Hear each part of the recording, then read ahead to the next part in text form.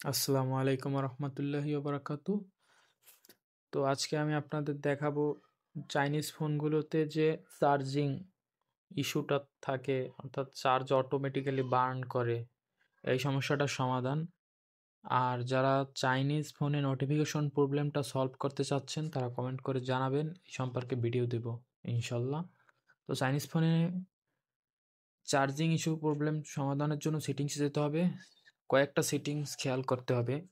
First time check করতে হবে আমার এই ফোনটি হচ্ছে হনারের, বা আপনার অন্য যে কোনো ফোনই হোক না কেন, যদি এআই ফিচার্স থাকে সেটা যদি অটোমেটিক্যালি ব্যাকগ্রাউন্ডে রান করে সেটা ফার্স্টে অফ করতে হবে।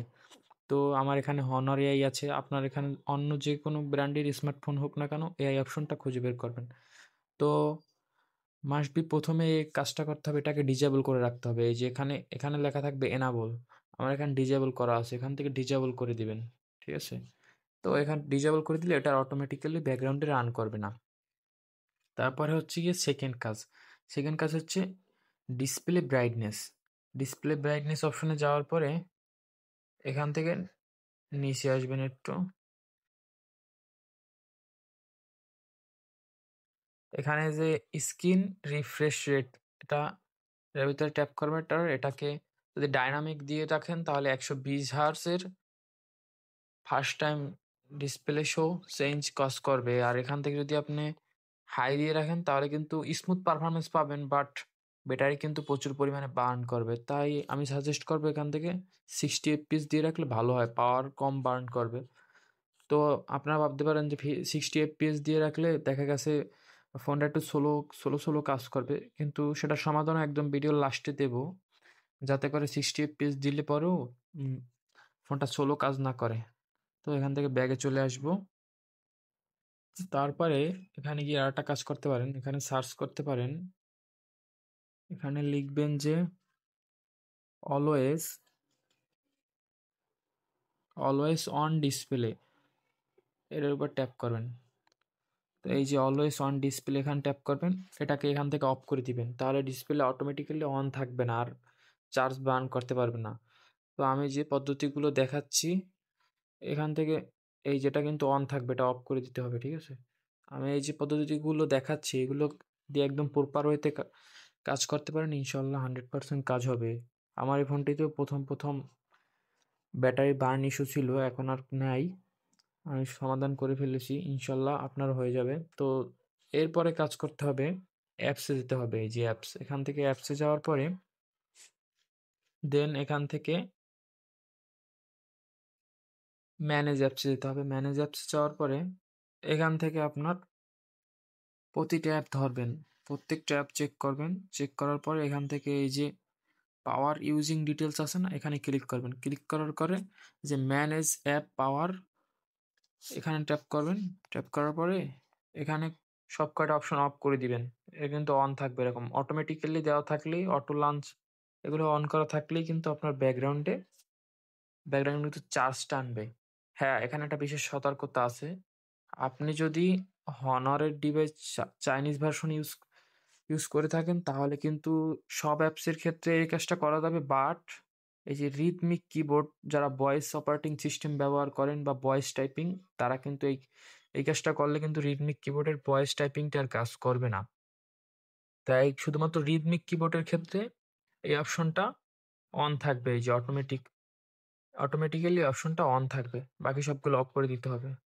তো আপনারা যারা চাইনিজ ফোনে যারা বাংলা ভয়েস টাইপিং করতে পারতেছেন না কিবোর্ড দিয়ে, আমার চ্যানেলে একটা ভিডিও আছে, ওটা দেখে নেবেন। ওটা দেখলে আশা করি সলভ হয়ে যাবে সমস্যার সমাধান। তো এরকম করে প্রত্যেকটা অ্যাপস চেক করে অফ করে দিবেন পাওয়ার ম্যানেজমেন্ট। তারপর এখানে এই যে থ্রি ডট আইকন আছে, এখানে ট্যাপ করবেন। ট্যাপ করার পরে শো সিস্টেম প্রসেস, এর উপর ট্যাপ করবেন। তো এখান থেকে দেখে নেবেন যে আপনার সিস্টেম, এটা কিন্তু অ্যাপস না, এটা ফোনের সিস্টেম, যে সিস্টেমে কি কি অ্যাপস কখন কোন সময় ব্যাটারি বার্ন করে এখান থেকে সবগুলো চেক করে নিতে পারেন।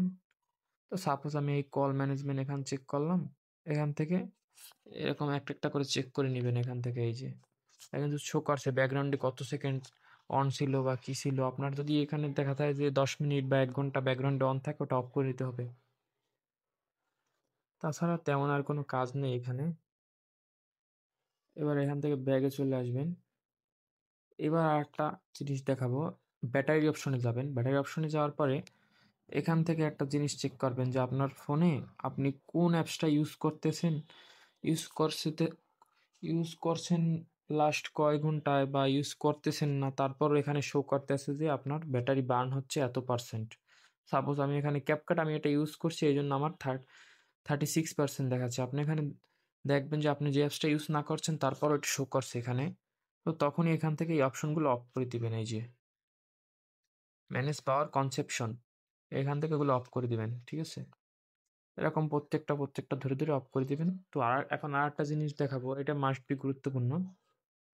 এই জিনিসটা অন করলে আপনার ফোন আগের তুলনায় স্লো কাজ করবে না। তারপর হচ্ছে গিয়ে ব্যাকগ্রাউন্ডে কোনো প্রকার চার্জ টানবে না। তো এই অপশনটা অন করার জন্য আপনাকে একটা কাজ করতে হবে।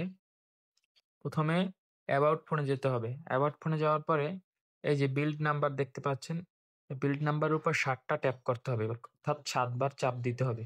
তাহলে কিন্তু ডেভেলপার অপশন এনাবেল হবে। তো আমার ডেভেলপার অপশন এনাবেল আছে অলরেডি, তাই আমি আর দেখাচ্ছি না এনাবেল করে। তো এখানে ৭ টা ট্যাপ করলে ডেভেলপার অপশন এনাবেল হবে। তো ডেভেলপার অপশন এনাবেল হওয়ার পরে তো আপনি এটাকে পেয়ে যাবেন। এই যে এখানে আমার সিস্টেমস আপডেটস, এখানে গেলে পর আমি এটা পেয়ে গেছি। আপনার হয়তো অন্য কোনো জায়গায় থাকতে পারে, ওই সেটিংসে সার্চ বারে গিয়ে সার্চ করলে পেয়ে যাবেন সহজেই ডেভেলপার অপশন। তারপর ট্যাপ করবেন, তারপর ডেভেলপার অপশন অটোমেটিক্যালি অন হবে।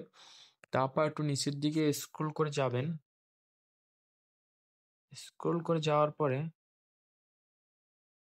এই যে এখানে হচ্ছে একটা গুরুত্বপূর্ণ, এই যে উইন্ডো অ্যানিমেশন, এটাকে একদম অফ করে দিবেন। আমার অফ করে দেওয়া আছে, আপনি এটাকে অফ করে দিবেন। তারপর নিচেরটা এটাও অফ করে দিবেন। তারপর এই যে এটা অফ করে দিবেন। এই পরপর এই ৩ টা একদম অফ করে দিতে হবে। অফ করে দেওয়ার পরে আরেকটা কাজ আছে। আর একটু নিচে স্ক্রল করে আসবেন। এই যে ব্যাকগ্রাউন্ড প্রসেস লিমিট, এই অপশনটার উপর ট্যাপ করবেন। তারপর নো ব্যাকগ্রাউন্ড প্রসেস, আপনার হয়তো স্ট্যান্ডার্ড দেওয়া থাকতে পারে। স্ট্যান্ডার্ড দেওয়া থাকলে কিন্তু ব্যাকগ্রাউন্ডে চার্জ টানবে। তো নো ব্যাকগ্রাউন্ড প্রসেস দিয়ে রাখলে ইনশাল্লাহ কাজ হয়ে যাবে। এরপর আর সেটিংসে কোনো পরিবর্তনের কোনো প্রয়োজন হবে না। তো আজকের ভিডিওটা এই পর্যন্তই। যদি ভালো লেগে থাকে চ্যানেলটি লাইক অ্যান্ড সাবস্ক্রাইব করবেন, করে পাশে থাকবেন। আর যদি উপকৃত হয়ে থাকেন কমেন্ট করে জানাবেন। আর কোন সম্পর্কিত ভিডিও চাচ্ছেন সেটাও কমেন্ট করে জানাবেন। আর যারা বাংলা টাইপ করতে পারছেন না ভয়েস, কিবোর্ড ব্যবহার করে, রিদমিক কিবোর্ড বা আদার্স অন্য কিবোর্ড, তারা চাইলে আমার একটা ভিডিও দেওয়া আছে চ্যানেলে, ওটা দেখতে পারেন। সবাইকে ধন্যবাদ।